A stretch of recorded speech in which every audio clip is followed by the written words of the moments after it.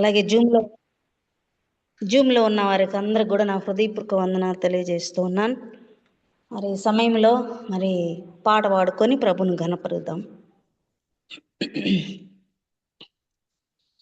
నేను మాత్రమే నమ్మానయ్యా, నీవు మాత్రమే నా ధైర్యం యేసయ్యా.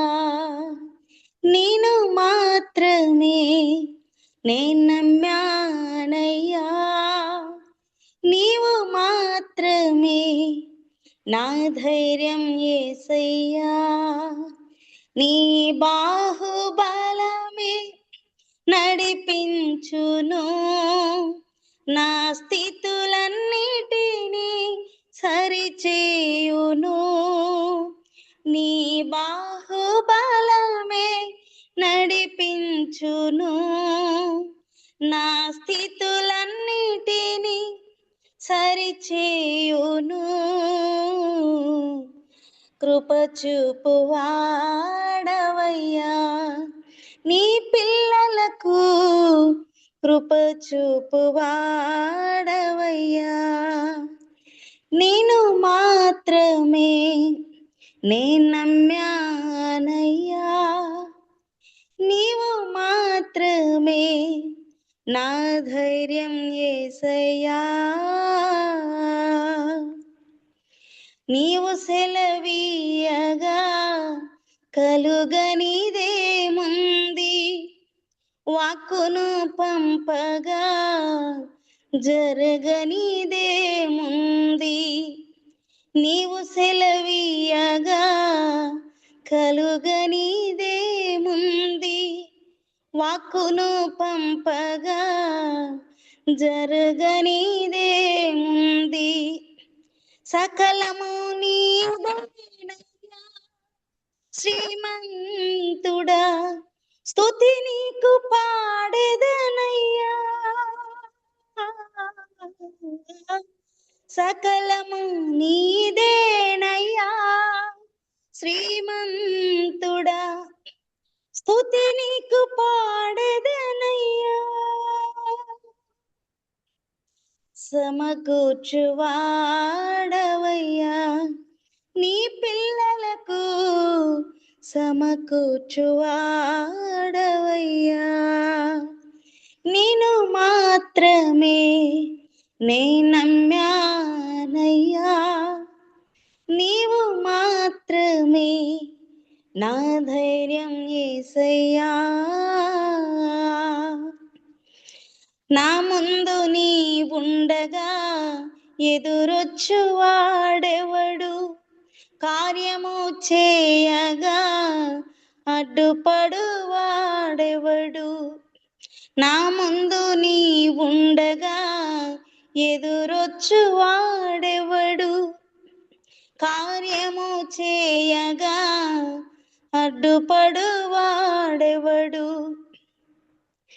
యుద్ధము నీదేనయ్యా ఓ శూరుడా, ముందుకు సాగెదనయ్యా. యుద్ధము నీదేనయ్యా ఓ శూరుడా, ముందుకు సాగెదనయ్యా. జయమిచ్చువాడవయ్యా, నీ పిల్లలకు జయమిచ్చువాడవయ్యా.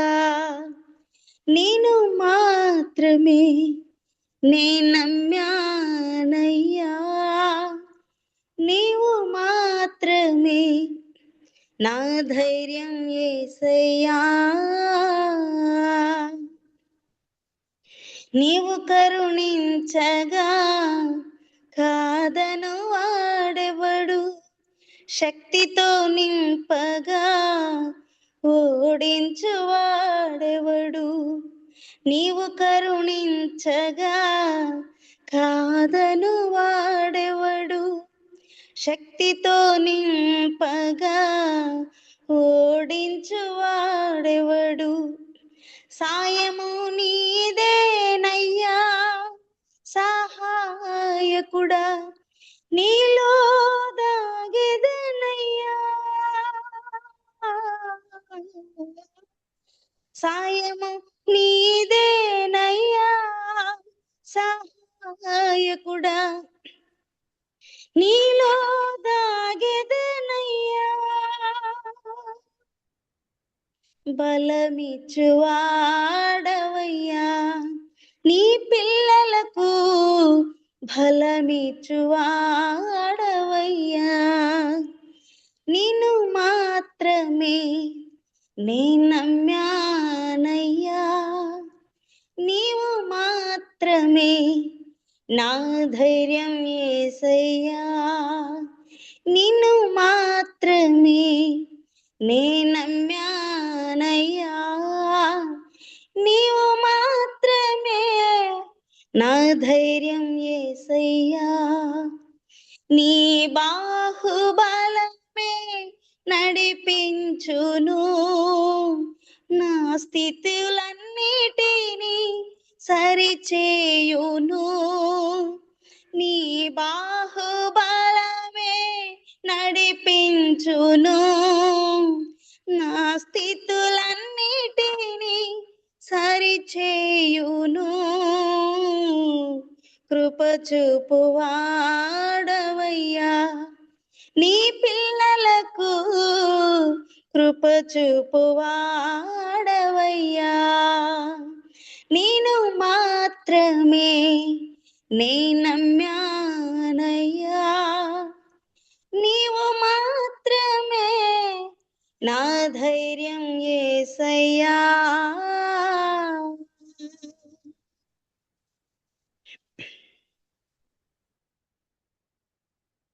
వందనాలమ్మా, చక్కటి పాట, వందనాలండి.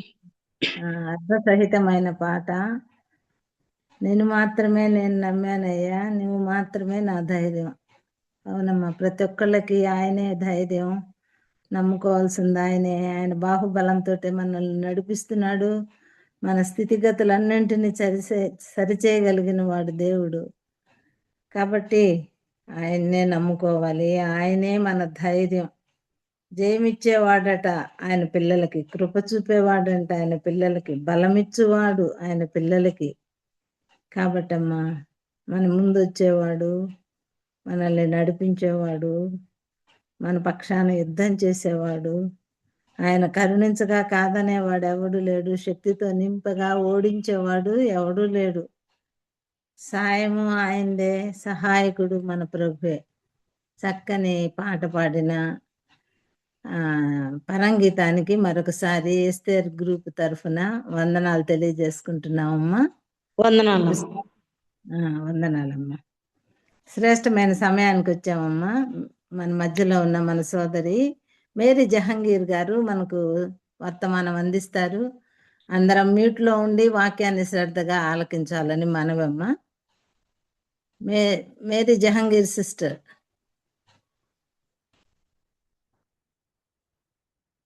అమ్మా మ్యూట్లో ఉన్నారమ్మా. మీ సెల్ కూడా సర్దుకోవాలి, మీరు కరెక్ట్గా పొజిషన్ కరెక్ట్గా లేరు.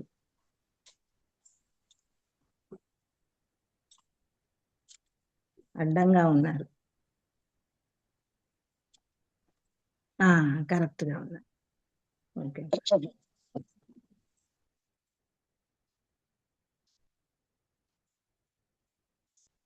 ఎస్తేర్ ప్రేయర్ గ్రూపులో కూడి ఉన్న ప్రియ సహోదరి సహోదరులకు అందరికీ క్రీస్తునామం వందనాలు. ఈ సాయంకాల సమయంలో ఈ విధంగా కూడి దేవుని స్తుతిస్తూ ఘనపరుస్తూ మన ప్రతి అవసరతను ఆయనకు చెప్పుకుంటూ వాక్యం ద్వారా ఆయన వాక్కులను వినుకుంటూ ఆత్మీయ జీవితంలో బలపరచబడడానికి దేవుడి యొక్క సాధనను అనుగ్రహించినందుకు దేవునికి వేలాది వందనాలు. ప్రారంభించిన ఆంటీని బట్టి కూడా వందనాలు. కూడి పాల్గొంటున్న ప్రియ సహోదరులందరూ కూడా క్రీస్తునామంలో వందనాలు. ఈరోజు ఈ విధంగా వాక్యం చెప్పాలే ఆంటీ నిన్న అడిగారు. కాకపోతే నాకు టెట్ ఎగ్జామ్ ఉన్నది. ఆ ఎగ్జామ్ అన్నప్పటి నుండి ఒక నెల రోజుల నుంచి మనసులో నెమ్మది లేని పరిస్థితిలో ఉన్నాను. అయినప్పటికైనా ప్రతిరోజు బలపరచబడుతూ ప్రార్థన ద్వారా దేవుని సన్నిధానంలో నడుస్తూ ఉన్నాను. అవును, మన సహోదరి చెప్పినట్లుగా నిన్ను మాత్రమే నమ్మాను. అవును, మన తండ్రి మీద మాత్రమే మన నమ్మకం ఉన్నప్పుడు ఆయన మాత్రమే ధైర్యం ఇస్తాడు. ఆంటీ చెప్తావమ్మా అని అంటే, ప్రతిరోజు నేను స్కూల్ 4 గంటలకు అయిపోతుంది, అక్కడి నుంచి ఇంటికి వచ్చేసరికి 5 అవుతుంది. ఇంకా సెలవు రోజు రెండో శనివారం ఉంటుంది. ఆ రోజు సాయంత్రం 4 గంటలకు సంఘంలో స్త్రీల సహవాసం ఉంటుంది. ఈ విధంగా సమయం కుదరదనుకున్నాను. ఈరోజేమో టెట్ ఎగ్జామ్ ఉంది. ఆంటీ అన్న తర్వాత నుండి నాలో ఒక ఆలోచన ప్రారంభమైంది. రేపు ఎగ్జామ్ రాసి వచ్చినాక సమయం ఉంటుంది కదా, ఎందు నిమిత్తము దేవుని సన్నిధానంలో సమయం గడపకూడదు అనేసి ఆలోచన వస్తూ ఉన్నది. సోదరి మల్లేశ్వరి సోదరితో కూడా చెప్పాను, ప్రార్థించండి, దేవుని చిత్తం ఏమైందో అడుగుదాము అనేసి. ఇద్దరు ప్రార్థన వలన ఎగ్జామ్ రాసి నేను ఇంటికి వచ్చాక ఆంటీతో అడిగితే సరేలే అమ్మ అన్నారు. మాట్లాడి అడిగిన తర్వాత చూసేసరికి ఆంటీ ఈరోజు వాక్యం చెప్పాలి. అప్పుడు అనుకున్న, దేవా ఎంత శ్రేష్టమైన వాక్లను ఈరోజు మిస్ అవుతాం కదా, ఏ పాటి దానిని, నాకైతే ఏమి తెలియలేదు, జ్ఞానం లేదు, అయినా నీకు అర్పిస్తున్నాను అనేసి అనుకొని దేవుని సన్నిధానంలో కూర్చున్నాను. సాక్ష్యం ఈరోజు జరిగిన విషయమే సాక్ష్యము నేను చెప్పాలనుకుంటున్నాను. ఎందుకంటే ఆయనపై ఆధారపడినప్పుడు ఆయన ఎంతగా మనల్ని ధైర్యపరుస్తాడో, బలపరుస్తాడు. టెట్ ఎగ్జామ్ 9:30కి అంటే 7:45కి సెంటర్కి వెళ్ళిపోవాలి. 7:45కి వెళ్ళాను. అది ఏ ఫ్లోర్లు ఉన్నదో తెలియదు. మొత్తం 4 ఫ్లోర్లు ఉన్నాయి, అక్కడ వేశారు. ఆ మెట్లు ఎక్కాలంటే నా వల్ల కాదు. మౌనంగా హృదయంలో అనుకొని, తండ్రి నువ్వే మార్గం సరళపరిచేవాడవు నాయనా అని అనుకుంటే సెంటర్లో చూసేసరికి లిఫ్ట్ ఉన్నది. దేవానికి వందనాలు. ఆ లిఫ్ట్లో అందరిని వెళ్ళనివ్వట్లేదు. ధైర్యం చేసి అడిగా, మీరు ఇలాగ చేస్తే వాళ్ళకి కాదు కదా, నేనైతే నడవలేను, సరిగా కనిపిస్తుంది అని అనేసరికి, అవును, నన్ను చూసి అక్కడ ఉన్న ఒక టీచర్ తననే ముందు చెప్తున్నది, మేడంని లిఫ్ట్లో తీసుకెళ్ళండి అని. దేవానికి వందనాలు అనుకున్నాను. ఎగ్జామ్ అయిపోయి తిరిగి వచ్చేటప్పటికి కూడా అదే పరిస్థితి జరిగింది. ఎగ్జామ్కి ఫోన్ తీసుకెళ్ళనివ్వరు, ఫోన్ తీసుకెళ్ళలేదు, ఏమి తీసుకెళ్ళలేదు. ఇంటికి రావడానికి ఏదో ఒక బస్ దొరుకుతుంది, ఆటో మాట్లాడుకుందాం అనుకుంటే ఈరోజు హైదరాబాద్లో ఆటోస్ బంద్ పెట్టినారు. ఏమి చేయాలో తోచలేని పరిస్థితి. ఎంత క్లిష్టమైన పరిస్థితి అనంటే, బస్సులేమో నేను ఉండే ప్లేస్లో ఆగవు, బస్సుల కొరకు ఎంత దూరం నడవాలి. దేవా ఎందుకు నాయనా అని ఆలోచిస్తూ ఉన్న సమయంలో కొంతమంది కొలీగ్స్ కలిసి వాళ్ళు రోడ్ క్రాస్ చేసి వెళితే ఒక్క ఆటో దొరకట్లేదు, ఒక్క బస్ దొరకట్లేదు. ఆటో వాళ్ళందరూ కూడా మాకు అక్కడ బంద్ పెడతారు, కష్టం అవుతుంది అని ఒక ఆటో ఆయనతో చెప్పిన. మీరు వస్తారు అని అంటే, ఎవరైనా మీకు అడ్డం వస్తే ఆపేస్తే నేనే చెప్తాను, ఇగో ఈ ఆటో ఆయన మా ఇంటి దగ్గర ఉంటాడు, ఎగ్జామ్ రాయడానికి వచ్చిన నేను, వేరే ఏ విధంగా వెళ్ళలేము, అందు గురించే ఉదయం కూడా రమ్మన్నాను, మళ్ళీ ఇప్పుడు కూడా వచ్చాడు, అందుకే అని చెప్పేసి నేను తీసుకెళ్తాను, వస్తావా అని ఆటో డ్రైవర్ని అడిగినాను. అలాగైతే నేను వస్తానమ్మా అని తీసుకొని వచ్చినాను. ఎంత దేవుని కృప, ఎంత దేవుని కృప.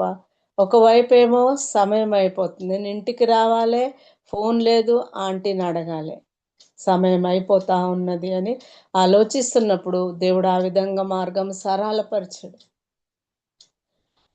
అంతా అనుకొని ఇంటికి వచ్చేసరికి ఆ ఆటో నా దగ్గర చేంజ్ డబ్బులు లేవు, నా దగ్గర లేవు. 500 ఇచ్చేసాను, కానీ ఆయన డబ్బులు లేవని అంటాడు.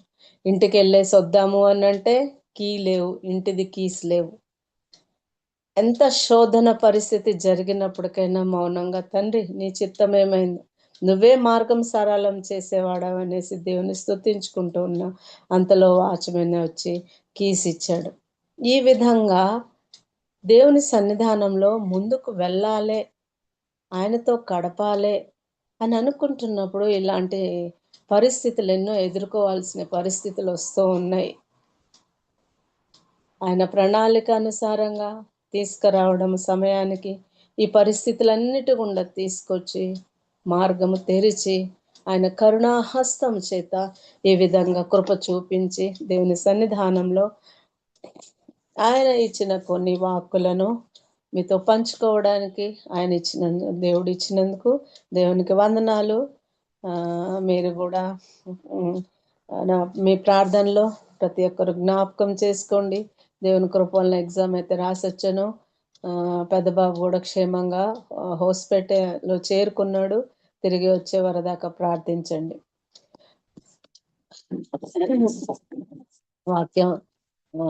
వాక్యం చదువుకుందాము.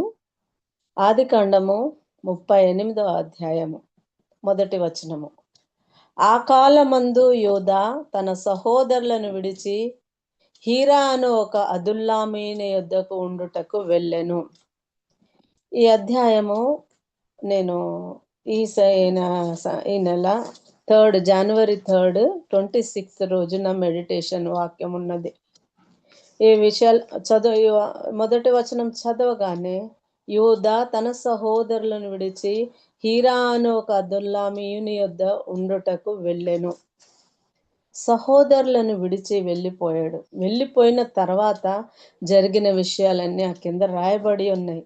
సహోదరులను వదిలేసి వెళ్ళిపోతాడు. కానాను స్త్రీని వివాహం చేసుకుంటాడు. చేసుకున్న తర్వాత ఆ కుటుంబము ఏ విధంగా ఉన్నదో అనేది ఇక్కడ స్పష్టంగా తెలుస్తూ ఉన్నది. కనానీయురాల్ని చేసుకుంటే ఆమె గర్భవతి 3 కుమారులను కంటది. కానీ 3లో మొదటివాడు చెడువాడు, చంపబడ్డాడు దేవుని ఉగ్రతకు. రెండోవాడు చెడువాడు, కుయుక్తిపరుడు, చంపబడ్డాడు. మూడోవాడు ఇంకా పెద్దవాడైనాడు. ఆ విషయం ఉన్నది.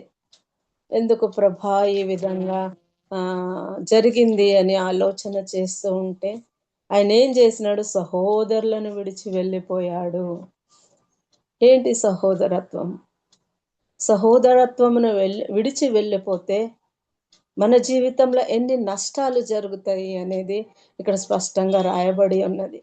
విధంగా వాక్యం చదువుతూ ఉంటే మన సహోదరుడెవరు?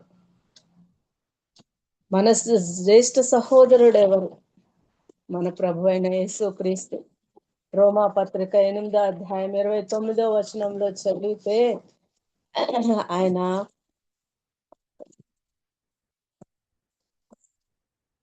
రోమా 8:29వ వచనంలో ఆ విషయం రాయబడి ఉన్నది. దేవుని ప్రేమించు వారికి అనగా ఆయన సంకల్పము చొప్పున పిలువబడిన వారికి మేలు కలుగుటకే సమస్తమును సమకూడి జరుగుచున్నవని ఎరుగుదము. ఎందుకనగా తన కుమారుడు అనే సహోదరులలో జ్యేష్ఠుడగునట్లు దేవుడు ఎవరిని ముందు ఎరుగనో వారు తమ కుమారునితో స్వారూప్యము గలవారొకటి వారి ముందు నిర్ణయించను. మన జ్యేష్ఠ సహోదరుడు, మన ప్రభు అయిన యేసుక్రీస్తు. ఆయన సన్నిధి నుండి మనము తొలగిపోతే, ఆయన సహవాసం నుండి మనము తొలగిపోతే ఇలాంటి నష్టాలు మన జీవితంలో కూడా జరుగుతాయి. అందుకే నిరంతరము మన సహోదరుడైన ప్రభు అయిన యేసుక్రీస్తు, మన జ్యేష్ఠుడైన మన యేసుక్రీస్తుని నిరంతరం అంటుకొని జీవించాలి. జీవించడం వలన మనము ఎన్నో మేళ్లను పొందుకుంటాం. ఎంతో శ్రేష్టత ఆయన సహవాసంలో, ఆయన సన్నిధిలో, ఆయన పక్కన, ఆయన తోడు ప్రతి క్షణము ఉంచి మన ప్రతి పరిస్థితిలో ఆయన మనల్ని ముందుకు నడిపిస్తూ ఉంటాడు. కాబట్టి ఈ వచనం ద్వారా దేవుడు నాకు అనుగ్రహించిన ఆలోచన ఏంటిదంటే, యోధావలే మన సహోదరుడైన యేసుక్రీస్తును, మన ఆత్మీయ సహోదరుని ఎప్పుడూ కూడా విడిచి వెళ్ళకూడదు. సహోదరులు మనకు తోడుగా ఉన్నారంటే, అందుకే కీర్తనలు రాస్తాడు, సహోదరుల ఐక్యత కలిగి ఉండుట ఎంత మేలు, ఎంత మనోహరము. మన ప్రతి పరిస్థితిలో, మన ప్రతి స్థితిగతులలో అనుక్షణము మనకు తోడుగా ఉంటూ, మన మన మన జీవితంలో కలిగే ప్రతి అవస్థలో, ప్రతి స్థితిగతులలో ఆయన మనల్ని బలపరుస్తూ ఉంటాడు. పడుతుంటే లేవనెత్తుతాడు, స్థిరపరుస్తాడు, బలపరుస్తాడు. ఈ విధంగా ఈ ఈ యూదా అనే విషయం గురించి నేను చదివాను. వాస్తవానికి యూదా అంటే స్తుతి. ఈ స్తుతింప అనే పేరు పెట్టిన ఈ యూదా దేవునితో సహవాసంలో ఉండాల్సింది వదిలిపెట్టాడు అనమాట. అందుకే మన జీవితంలో స్తుతి అనేది నిరంతరము బలపరుస్తుంది.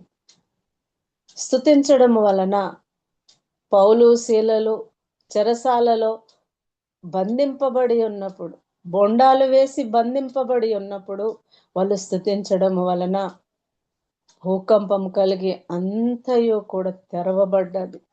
స్తుతిలో ఎంతటి శక్తి ఉన్నది, స్తుతిలో ఎంతటి శ్రేష్టమైన బలం ఉన్నది, ఆయన యొక్క శ్రేష్టమైన శక్తి ఉన్నది అనేది చదువుతుంటే అర్థమైంది. దీని తర్వాత ఇదే అధ్యాయంలో నేను ఇంకొక టాపిక్ చదవాలనుకున్నాను. 38వ అధ్యాయము 26వ వచనం లాస్ట్. ఆమె నాకంటే నీతిమంతురాలని చెప్పి మరి ఎప్పుడునూ ఆమెను కూడలేదు. ఆమె నీతిమంతురాలని. ఈమె ఎవరు అనంటే 6వ వచనంలో రాయబడి ఉన్నది, యూదా తన జ్యేష్ఠ కుమారుడైన ఏరునకు తామారు అను దానిని పెళ్లి చేసుకొనెను. ప్రత్యేకంగా ఈ తామారు గురించే నాకు ఆలోచన కలిగి ఉన్నాను అనమాట. తామారు ఇంతకు తామారు అంటే ఏంటి దేవా తండ్రి అని రెఫరెన్స్ బుక్ లో చూసాను అనమాట. రెఫరెన్స్ బుక్ లో చూస్తే ఏం తెలిసిందనంటే, ఖర్జూరము తాటి చెట్టు లాంటిది, అందమైన అమ్మాయి అనేసి రాయబడి ఉన్నది మన బైబిల్లోనే అనమాట. అని చదువుతూ ఉన్న సమయంలో ఏరునకు తామారు అను దాన్ని పెళ్లి చేసెను. యూదా జ్యేష్ఠ కుమారుడైన ఏరు యెహోవా దృష్టికి చెడువాడు గనుక యెహోవా అతన్ని చంపెను. తామారు వివాహము జరిగింది. వివాహము జరిగిన మరి ఎన్ని రోజులో తెలియలేదు, రాయబడలేదు. కానీ తన భర్త చనిపోయినాడు.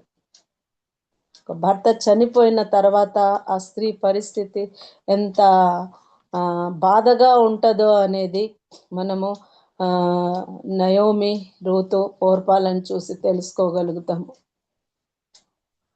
వాళ్ళు ముగ్గురిని కోల్పోవడం వల్ల, ముగ్గురు దిక్కులేని వారి వల్ల అనాథులుగా ఎంతో వేదనకు గురి అయి తిరిగి మళ్ళా బెత్లెహేము స్వరము వినగానే వాళ్ళు వెనక్కి తిరిగి వచ్చినారు. తామారు కూడా ఆ విధంగా భర్త చనిపోయినప్పటికైనా కూడా తిరిగి తన ఇంటికి రాలేదు. ఎందుకు రాకుండొచ్చు అనంటే, తన ఒక యోగ్యమైన శ్రేష్టమైన ఆలోచన కలిగి ఉండొచ్చు. ఒక కుటుంబం విషయమే తనకు ఆలోచన ఉండొచ్చు. కుటుంబంలో ఒక స్త్రీ ఏ విధంగా ఉండాలి అని ఆలోచన కలిగి ఉన్నదేమో. అందు నిమిత్తమే తను విడిచి వెళ్ళకుండొచ్చు అని ఆలోచన వచ్చిందనమాట. సో ఈ విధంగా ఈమె ఆ కుటుంబంలో ఒక సాక్షిగా నిలబడిపోయింది. మనం మన జీవితంలో, కుటుంబంలో ఏ సాక్ష్యం కలిగి ఉన్నాం? ఆత్మీయ జీవితంలో మన సాక్ష్యం ఏమై ఉన్నది? సాక్ష్య జీవితమే ప్రతి విషయాన్ని మార్చగలుగుతుంది. అందుకే కొరింథీ పత్రికలో రాస్తాడనమాట, అవిశ్వాసి అయిన భర్తను విశ్వాసి అయిన స్త్రీ యొక్క ప్రవర్తన ద్వారా మార్పు కలుగుతుంది అనేసి. ఏ విధంగా విశ్వాస జీవితంలో మొదటిగా మనము కుటుంబంలో ఒక మంచి సాక్ష్యము కలిగి ఉండాలి. కుటుంబంలో మంచి సాక్ష్యము కలిగి ఉండాలి అని అంటే ఎంతటి ప్రార్థన జీవితం, ఆ కుటుంబ విషయాలన్నీ తెలుసుకొని ఉండాలి.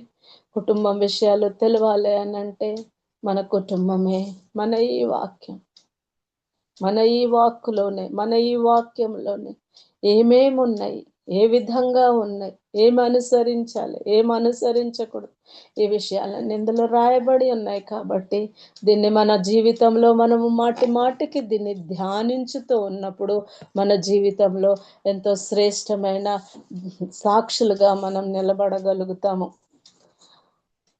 అదే దాంట్లో యూదా జ్యేష్ఠ కుమారుడైన ఏరు యెహోవా దృష్టికి చెడ్డవాడు గనుక యెహోవా అతని చంపాను. అప్పుడు యూదా ఓనానుతో, నీ అన్న భార్య వద్దకు వెళ్ళి మరిది ధర్మము జరిగించి నీ అన్నకు సంతానము కలుగు చేయమని చెప్పాను. ఓనాను ఆ సంతానము తనది కానేరదని ఎరిగి ఆమెతో పోయినప్పుడు తన అన్నకు సంతానము కలుగ చేసెను. ఈ 9వ వచనంలో చూస్తూ ఉంటే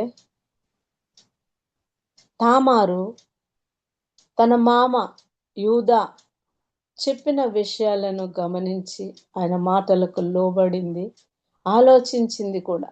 ఎందుకు అనంటే రూల్ ప్రకారము భర్త చనిపోయిన తర్వాత తన తమ్ముడితో ఆ కుటుంబ జీవితము గడపొచ్చు అనేసి ఆ రూల్లో చూసి ఉండొచ్చు. అందుకే తామారు ఏమీ అనకుండా మౌనముగా ఉండొచ్చు. అయినప్పటికైనా అక్కడ అతనికి రెండవ కుమారుడు కూడా చాలా కుయుక్తి కార్యములు చేయడం వలన మరణించాడు. ఇక్కడ మనము చూస్తే ఆమె కుటుంబంలో అందరితో కూడా సాక్షిగా ఉండడం వలన తన జీవితము ఎంతో శ్రేష్టముగా ఉంచుకున్నది. నెక్స్ట్ వచ్చేసి 14-13 వచనానికి వస్తే ఇక అదే కంటిన్యూగా చాలా దినములైన కుమారుడైన షెల 11వ వచనం. అప్పుడు యూదా ఇతడు కూడా ఇతని అన్నల వలె చనిపోవునేమో అనుకొని నా కుమారుడైన షేలా పెద్దవాడగు వరకు నీ తండ్రి ఇంట విధవరాలుగా ఉండమని తన కోడలైన తామారుతో చెప్పెను. కాబట్టి తామారు వెళ్ళి తన తండ్రి ఇంట నివసించెను. ఈ 11వ వచనంలో ఎంతో స్పష్టంగా రాయబడి ఉన్నది. యూదా ఈ విషయాలన్నీ గమనించినాడు, తన కుమారులు చేసే తప్పులను గమనించినాడు. పెద్ద కుమారుడు దేవుని దృష్టికి మంచివాడు కాడు, రెండవ కుమారుడు కుయుక్తి కార్యాలు చేసినాడు,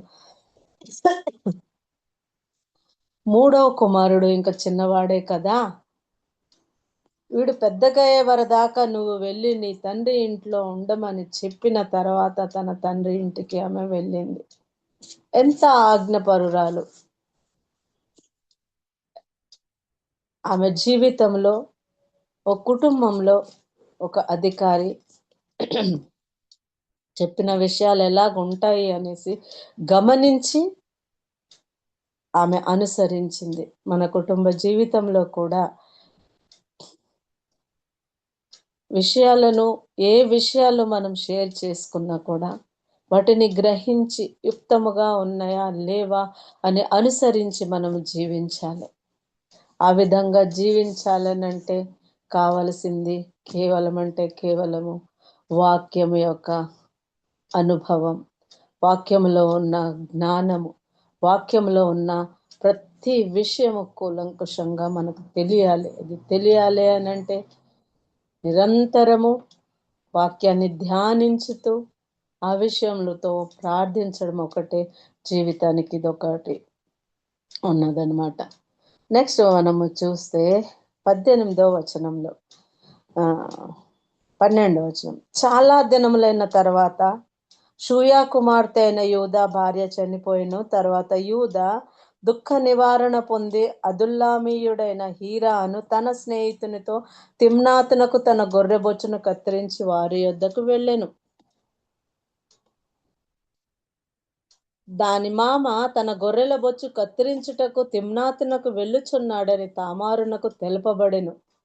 అప్పుడు షెలా పెద్దవాడైనప్పటికీ అతని ఇయ్యబడకుండుట చూచి తన వైధవ్య వస్త్రములను తీసివేసి ముసుగు వేసుకొని శరీరం అంతయు కప్పుకొని తిమ్నాతునకు పోవు మార్గంలో నుండి ఎనాయిము ద్వారమున కూర్చుండగా.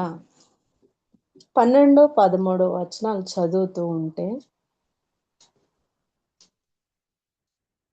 తన తల్లిగారింటిలో ఉన్నప్పటికైనా కూడా తన దృష్టి అంతయు తన ఇంటి మీదనే ఉన్నది. వివాహము చేసుకున్న తర్వాత అత్తగారిల్లు అది సొంత ఇల్లు అన్నమాట. తన దృష్టి అంతా అక్కడనే ఉన్నది, అటువైపే చూస్తా ఉన్నది. అందు గురించే వాళ్ళ మామ అక్కడికి వస్తున్నాడు అని తను వినగలిగింది, గుర్తుపెట్టగలిగింది అనమాట, గ్రహించగలిగింది. మన జీవితంలో కూడా ఇది చదువుతుంటే మాటి మాటికి నాకు జ్ఞాపకం వస్తా ఉన్నది. ఈ లోకం అనేది, ఈ లోక సహవాసము, సాంగత్యం అనేది మన తల్లిగారిలాగా ఉంటే మన ప్రభువు అయిన క్రీస్తు, ఆయన రాక, ఆయన సన్నిధి మన సొంత ఇంటిలాగా ఉన్నది. మన దృష్టి అటువైపు ఉన్నదా? దాని గురించి మనం ఆలోచన చేస్తూ ఉన్నామా? మన ప్రతి ఆలోచన ఎటువైపు వెళుతూ ఉన్నది? లోకంలో జీవించుతున్నప్పుడు ఎన్నో విషయాల గురించి ఆలోచన వస్తూ ఉంటుంది. కానీ ఆత్మీయ జీవితంలో కానీ మనం ఆలోచించితే మన దృష్టి యావత్తు అంతా కూడా ఆ నిత్య రాజ్యము వైపు ఉండాలి. ఆ నిత్య రాజ్యములో మనం ధనము సంపాదించుకోవాలి. ఆ నిత్య రాజ్యములో మంచి ఇంటిని కట్టుకోవాలి. ఆ ఇంటిని కట్టుకోవాలి అని అంటే ఏ రాళ్లతో మనము కట్టుకుంటున్నాము అనేసి ఈ విషయాలను మనము గ్రహించగలగాలి. దేవుడు ఎన్నో శ్రేష్టమైన విషయాలు, చిన్న చిన్న తన మనకు కావలసిన ప్రతి విషయాన్ని కూడా వాక్యంలో పొందుపరిచి ఉన్నాడు. దాన్ని ఈ విషయాలను కానీ మనం మాటి మాటికి చదువుకుంటే దేవుని సన్నిధానంలో బలపరచబడతాం. ఆయన సన్నిధానంలో ఎంతో శ్రేష్టమైన జీవితము జీవించగలుగుతాము. ఒకనాడు రాబోతుంది, వివాహము జరగబోతుంది. ఆ సమయం వరకు సిద్ధపడగలుగుతాము. నిర్దోషమైనది, నిష్కలంకమైనది, ముడత కలంకము లేకుండా మన జీవితము ఉండడాని గురించి ఈ వాక్యం అనేది చాలా ప్రాముఖ్యమైనది. ప్రతి దినము ఆయన రక్తము చేత కడగబడుతూ శుద్ధిపరచుకోవాలి. దృష్టి యావత్తు అంతయు మన ఇంటిపై ఉండాలి. ఈ గుడారము, ఈ లోకమనే గుడారము మనది కాదు. ఆ నిత్య రాజ్యమే మన స్వాస్థ్యము. ఆ నిత్య రాజ్యానికి వారసులు చేసి ఉన్నాడు కాబట్టి అది స్వంతము చేసుకునే సమయం కూడా సమీపించి ఉన్నది. దాని కొరకు సిద్ధపడి జీవించాలి అనేసి ఈ వాక్కులు చదువుతుంటే గుర్తుకొస్తుంది. ఈ సందర్భాలన్నీ పెద్దలైన మీకు అందరికీ తెలుసు. కానీ 17వ వచనానికి వస్తే, ఇక్కడికి వచ్చేసి 14వ అధ్యాయంలో తన వైధవ్య వస్త్రములను తీసివేసి ముసుగు వేసుకొని శరీరమంతయు కప్పుకొని తిమ్నాతునకు పోవు మార్గంలో నుండగా. తామారు ఎంత ఆలోచన పరురాలు, ఎంత శ్రేష్టమైన ఆలోచన ఉన్నదో. వైధవ్య వస్త్రము ధరించిన ఆమె ఆ ఇంటి గురించి ఉన్న ఆలోచన కలిగి ఉన్న ఆమె, వివాహము జరిగింది, సంతానం లేరు, భర్త చనిపోయినాడు, తన భర్త తమ్ముడు కూడా వ్యర్థమైన పనులు చేసినాడు. అయినా తన ఆశ, ఆకాంక్ష అంతా తన ఇంటి పైన ఉన్నది. అక్కడ తన వస్త్రాన్ని మార్చుకున్నది. మన జీవితంలో ఈ వైధవ్య వస్త్రములు అంటేనే ఈ లోక సంబంధమైన క్రియలు ఇవన్నీ. వీటిని మార్చుకోవాలి, మన జీవితంలో సరి చేసుకోవాలి, నూతనమైన ఆలోచన కలిగి జీవించాలి. ముసుగు వేసుకొని శరీరమంతయు కప్పుకొని, వస్త్రాలు తీసేసింది, ముసుకేసుకుంది, శరీరమంతయు కప్పుకున్నది. ఈ 3 విషయాలు తను చేయాల్సిన కారణం ఏందని నా దృష్టి అంతయు వాటి మీదకి వచ్చింది. ఎందుకు? తనకు తెలిసింది, తన మామ వస్తున్నాడని గ్రహించి తన వైధవ్యాన్ని పోగొట్టుకోవడానికా? ఎందు నిమిత్తము తన వస్త్రాలను తీసివేసి సాధారణమైన వస్త్రాలను ధరించి ముసుగు ఎందుకు వేసుకున్నది? శరీరం అంతా కప్పుకున్నదంట. ఈ విషయాలు ఇంకా నాకు కన్ఫ్యూజన్లోనే ఉన్నాయి. ఎందుకు తండ్రి? వీటి ద్వారా ఏమి నేర్చుకోవాలనే ఆలోచన కలిగి ఉన్నాను అన్నమాట. సో కాబట్టి పెద్దలు ఎప్పుడైనా వీలైతే వీటి మీద కొంత వివరించాలని కోరుకుంటున్నాను. దేవునికి స్తోత్రం. అంతేకాదు, ముసుగు వేసుకొని శరీరం అంతయు కప్పుకున్నది. అక్కడికి వెళ్ళింది, సంభాషణ జరుగుతుంది. 17వ వచనానికి వస్తే, నేను మందలో నుండి మేకపిల్లను పంపెదనని చెప్పినప్పుడు ఆమె 16వ వచనం, నాతో వచ్చిన ఎడల నాకేమి ఇచ్చేదవని అడిగాను.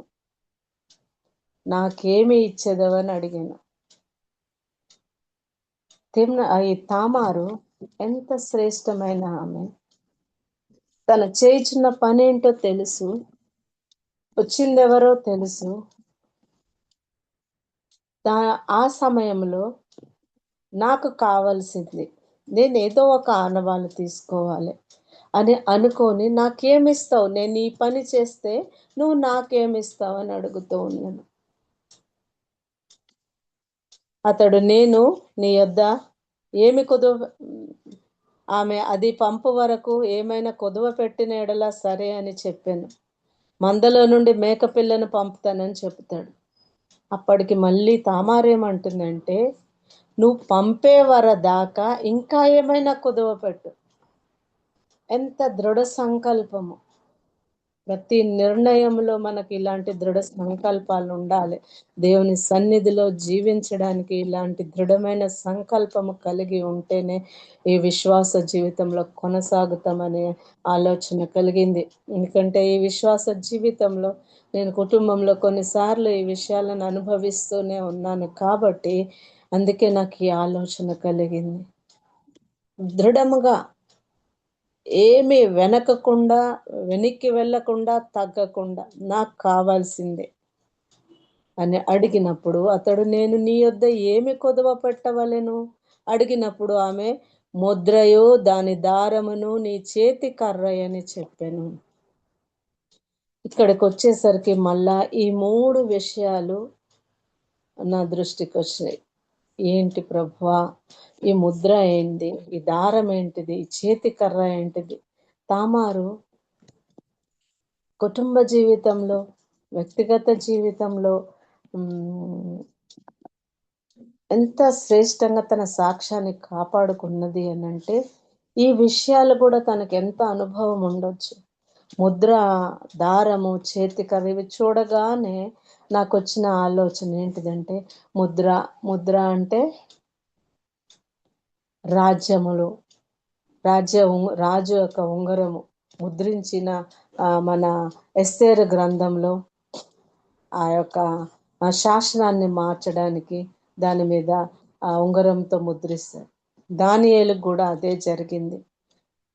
రెండవది దారము. ఈ ముద్ర పడిపోకుండా దానికి ఒక దారము కట్టి ఉంటారంట. ఆ దారం కూడా కావాలని అడిగింది. అంతేకాదు, చేతి కర్ర కూడా కావాలని అడుగుతుంది. ఈ కర్ర అనేది ఎందుకు ప్రభా? కర్ర ఎందుకు పట్టుకుంటాము? సహాయము కొరకు పట్టుకుంటాము. ఈ కర్ర అనగానే నాకు గుర్తుకొచ్చిన వచనం ఏంటిదనంటే, కీర్తనలు 23:4 వచనం. ఆయన గాఢాంధకారపు లోయలో ఆయన తన దుడ్డు కర్ర చేత మనల్ని కాపాడుతూ ఉంటాడు అని ఈ మూడుటిని చూస్తే నాకు అనిపించింది, ముద్ర ఎంత శ్రేష్టమైనది. ఈ ముద్ర అనేది ఒక రాజు, ఒక శాసకుడు ఒక అధికారికి ఉండేది ఈ ముద్ర. ఆ ముద్రను తను గ్రహించి ఆ ముద్ర కావాలి, దారము కావాలి, చేతి కర్ర కావాలి. ఈ దారము అనగానే నాకు రాహాబు గుర్తుకొచ్చింది. రాహాబు కూడా చేసింది ఏంటిది అని అంటే, తన కుటుంబం అంతటిని సంపాదించుకున్నది. వేగుల వారు వెళ్ళగానే వారి గురించి గ్రహించింది, వారి విషయాలన్నీ విన్నది. నీ దేవుడు మమ్మల్ని ఎట్టి పరిస్థితిలో మీకు లోబడి మీరు గెలుస్తారు, మీరు గెలిచినాక ఈ రాజ్యము మీదవుతుంది, అప్పుడు మీరు నన్ను నా కుటుంబం అంతటిని కాపాడమని గట్టిగా పట్టుబట్టి అక్కడ రాహాబు అడిగింది, ఆనవాళ్ళు అడిగింది. అప్పుడు చెప్పేది ఏంటిది అని అంటే, ఒక ఎర్రటి దారము కిటికీకి కట్టమని చెప్తారనమాట. నాకు ఆ దారము గుర్తుకొచ్చింది. దేవా, ఎంత శ్రేష్టమైన కార్యములు కదా నాయన. ఈ ఎర్రపు దారము ద్వారా రాహాబు తన కుటుంబమును, తన అన్నదమ్ములను అందరినీ రక్షించుకున్నాడు.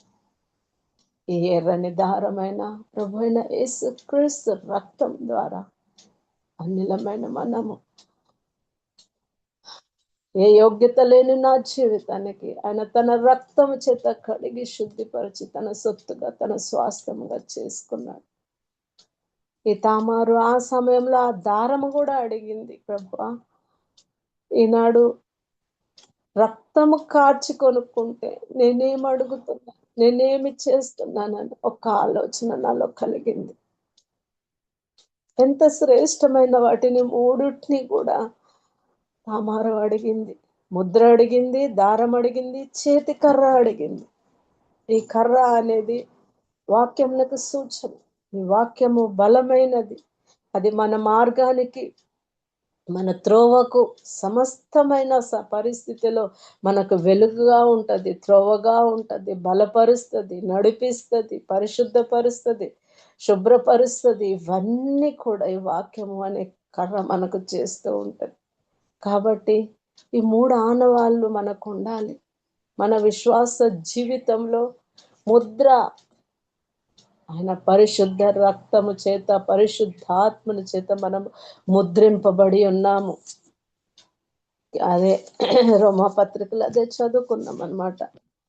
ఎఫెసీ పత్రిక 1వ అధ్యాయము తీస్తే అందులో ఎంతో స్పష్టంగా రాయబడి ఉన్నది. 1వ అధ్యాయం 13వ వచనము, మీరును సత్యవాక్యమును అనగా మీ రక్షణ సువార్తనను అని క్రీస్తునందు విశ్వాసముంచు వాగ్దానము చేయబడిన ఆత్మ చేత ముద్రింపబడితిరి. ఎస్, ఇలాంటి ముద్ర మనము ముద్రింపబడి ఉన్నాం. ఆ ముద్రతో ముద్రింపబడి ఉన్నాం. ఆ ముద్ర ఎప్పటి వరదాకా ఉంటది అని అంటే, ఆయన రాక పర్యంతము కూడా ఆ ముద్ర ఉంటది. ఆ విషయము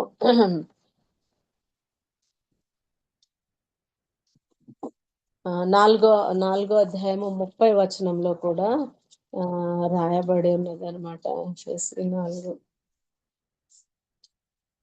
దేవుని పరిశుద్ధాత్మను దుఃఖపరచకుడి, విమోచన దినము వరకు ఆయన యందు మీరు ముద్రింపబడి ఉన్నారు.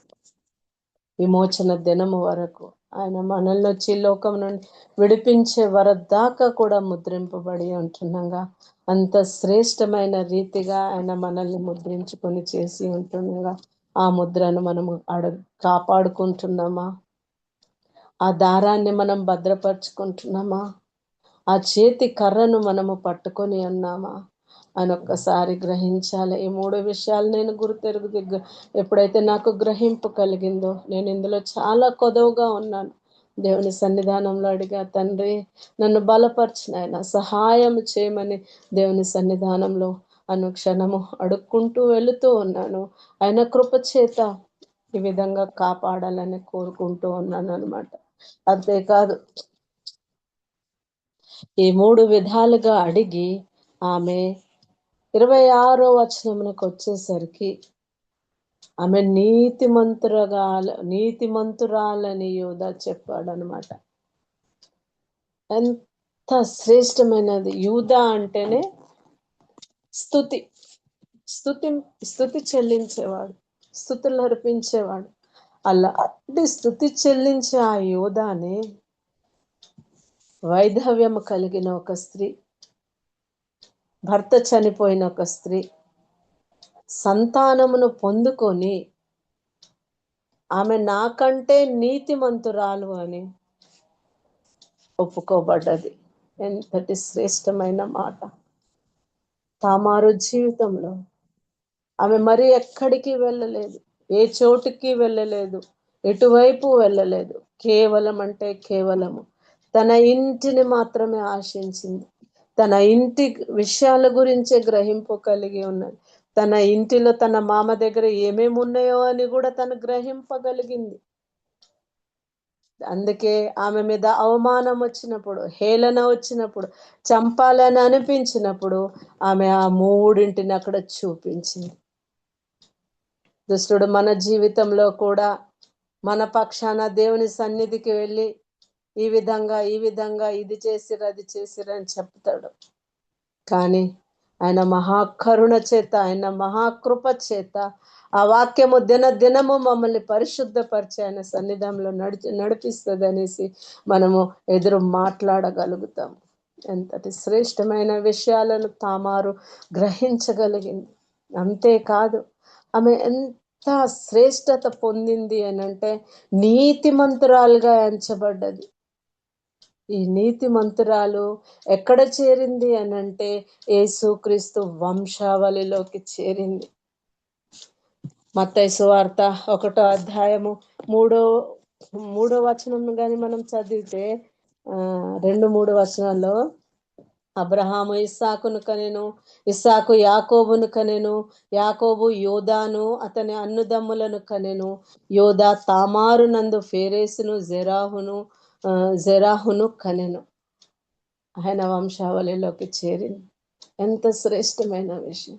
అదే రాహాబును తీసుకున్నామంటే వేశ్య అయ్యుండి కూడా తను తాను సమర్పించుకొని ఆయన యందు భయభక్తులు కలిగి ఆయన స్వరము విని ఆయన శక్తిని గ్రహించి ఆయన బలమును గ్రహించి రాజును ఎదిరించి కాపాడడం వలన విశ్వాస వీరుల జాబితాలో ఆమె పేరు రాయబడి ఉన్నది.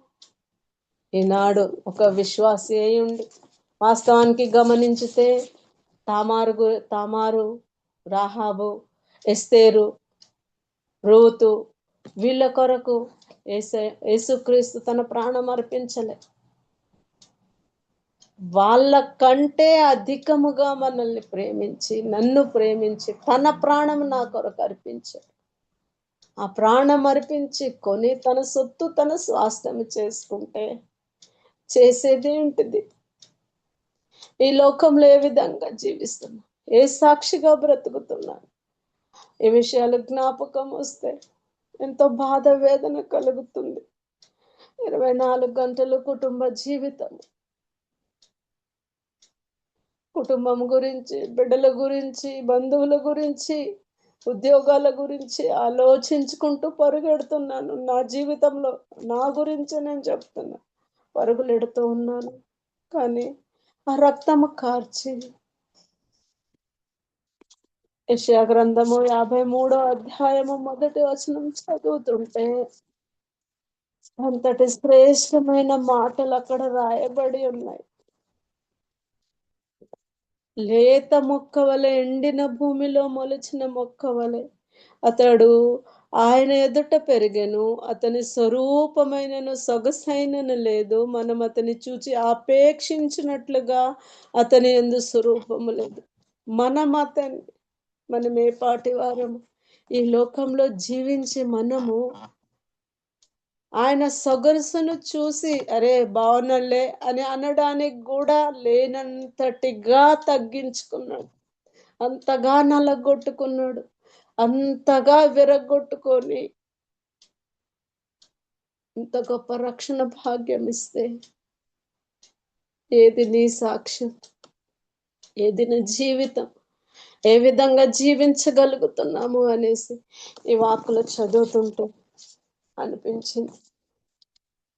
తామారు గురించి చూస్తే ఈ తామారు పేరున్న ఇంకొక ఇద్దరు కూడా ఉన్నారు. అబ్షాలోము కుమార్తె ఉన్నది, దావీదు కుమార్తె కూడా ఉన్నదంట. వారిరువురిని చూస్తే పరిస్థితి బాలేదు. కానీ తామారు ఎంత శ్రేష్టమైనది. తన జీవితంలో తన ఎంత విశ్వాస జీవితము కలిగి ఉండొచ్చు. తన కుటుంబం గురించి ఎంత పట్టు కలిగి ఉన్నది. తన జీవితంలో ప్రూఫ్ కొరకు ఏమేమి కావాలి, ఏ విధంగా జీవించాలి, నీతి మంతురాలను అనిపించుకోవడానికి ఏ విధంగా జీవించాలి అని ఎంతగా ఆలోచించుంటది.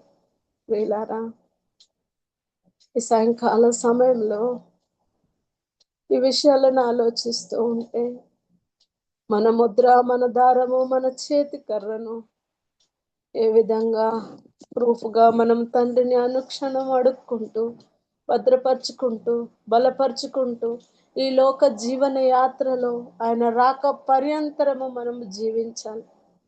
ఆయన రాక పర్యంతరము మనము వీటిని అనుసరించుకుంటూ బ్రతకాలి అనేసి ఈ వాక్యము చదువుతుంటే అనిపించింది. దేవుడు ఎంతగానో కరుణ చూపుతూ, ఎంతగానో కృప చూపుతూ, యూదా, స్తుతికి పాత్రుడైన యూదా తన సహోదరులను విడిచిపెట్టి కనానీయురాలి దగ్గరికి వెళ్ళినప్పుడు తన సంతానము బలహీనమైనది. కానీ వచ్చిన కోడలు మాత్రము, ఆమె కూడా బహుశా కనానీయురాలే, ఎందుకంటే ఉన్నది కనాన్లో కాబట్టి. అలాంటి ఆమె అయినప్పటికైనా కూడా తన ఎంతటి శ్రేష్టమైన ఆ కుటుంబం నుండి ఆ తల్లిదండ్రి ఆమెకు నేర్పించిన విషయాలు ఎన్నో ఉండొచ్చు. ఒక తల్లిగా పెద్దవాళ్ళగా మనము మన బిడ్డలకు కూడా నేర్పాల్సిన విషయాలు ఉన్నాయి. కుటుంబ జీవితంలో జీవించాలి అనంటే ఈ కుటుంబ జీవిత సాక్ష్యమే సమాజంలో సాక్ష్యంగా ఉండగలుగుతాం, సంఘంలో సాక్ష్యంగా ఉండగలుగుతాం. సాక్ష్యం లేని జీవితం వ్యర్థం అవుతుంది. కాబట్టి దేవుడు ఎంతో శ్రేష్టమైన కృప చేత, ఎంతో శ్రేష్టమైన తన బహుమూల్యమైన ప్రేమ చేత ఎంతగా కృప చూపి, ఎంతగా దయ చూపుతూ బహుమూల్యమైన రక్తం చేత కడిగి శుద్ధిపరిచి సొత్తు చేసుకొని స్వాస్థ్యము చేసుకొని ముద్రించుకొని తన చేతి కర్రను మనకిచ్చి ఆ దారము చేత మనల్ని నడిపిస్తూ ఉంటే అంతము వరదాకా ఈ విషయాలలో అనుసరించి జీవించేటట్లు ఆయన కృపా బాహుల్యతలో బ్రతికి ఆయనను ఘనపరిచి అనేకులకు ఆయన ఇచ్చిన గొప్ప ముద్ర, ఆయన ఇచ్చిన గొప్ప ఈ చేతి కర్రను అనేకులకు సాక్షులుగా చెప్పేటట్లుగా మన జీవితం కొనసాగించుకోవాలన్న నా కోరిక. సమాజంలో ఉంటున్నప్పుడు మనం నివసించుతున్న నలుగురు మధ్యలో మన ప్రవర్తనే కావచ్చు, మన మాటనే కావచ్చు, మన పరిస్థితినే కావచ్చు, వాళ్ళలో తన ప్రేమను, ఆయన ఎంత ప్రేమ మన పట్ల చూపించినాడో ఆ ప్రేమను మనము చెప్పగలుగుతామేమో. మనమే ఆయనకు సాక్షి అయిన పత్రికగా ఉంటాము. కాబట్టి మన పత్రిక ఏ విధంగా ఉన్నది, ఆ పత్రికలో ఎలాంటి నిష్కలంకము లేకుండా యోగ్యకరమైన జీవితము జీవించగలగాలి అనేది కోరిక. ఏమైనా సహోదరులారా, దేవుడిచ్చిన ఈ వాక్కులు వీటిని అనుసరించుకుంటూ అంతమోర దాకా జీవించుతూ నీతి మంతులుగా బ్రతుకుతూ బలా నమ్మకమైన దాసుడు అని అనిపించుకునేటట్లు ఈ లోక జీవిత యాత్రలో కొనసాగాలని కోరిక. కాబట్టి ఇచ్చిన ప్రతి దానికైనా లెక్క కూడా అడుగుతాడు. ఆ లెక్కలో ఏ పరిస్థితిలో ఉంటామని గ్రహించుకొని ప్రతి దినము ఆయనను స్తుతిస్తూ, ఆయనను ఘనపరుస్తూ, ఆయనను మహిమపరుస్తూ మోకాళ్ళ అనుభవము కలిగి, ప్రార్థనా జీవితము కలిగి, వాక్య ధ్యాన జీవితము కలిగి ఈ లోకపు విషయాల నుండి తప్పించుకొని ఆయన వైపు తేరి చూసుకుంటూ జీవించినప్పుడు ఆయన ఈ విధమైన జ్ఞానము చేత నింపుతాడు, ఈ విధమైన బలము చేత నింపుతాడు. మన శ్రేష్ఠుడు, మన యొక్క జ్యేష్ఠమైన సహోదరుడు యేసు ప్రభు మనతో పాటు ఉంటుండగా ఆయనను ఏమాత్రము విడవకుండా, ఆయన నుండి ఏమాత్రము దూరము కాకుండా విశ్వాస జీవితంలో యోగ్యముగా జీవించగలుగుతాము అని నమ్ముతూ విశ్వసించి దేవుడిచ్చిన ఈ యొక్క చిన్న తలంపులను మీ దగ్గర పెట్టి ఉండగా దేవునికి మహిమ కలుగును గాక. విన్న ప్రియ సహోదరులందరికీ యేసుక్రీస్తు నామమున వందనాలు. అవకాశం ఇచ్చినందుకు ఆంటీకి హృదయపూర్వక వందనాలు. ఆమేన్. వందనాలండి. నేను మొన్న మధ్య చదివానండి తామార్ గురించి. ఇప్పుడు మీరు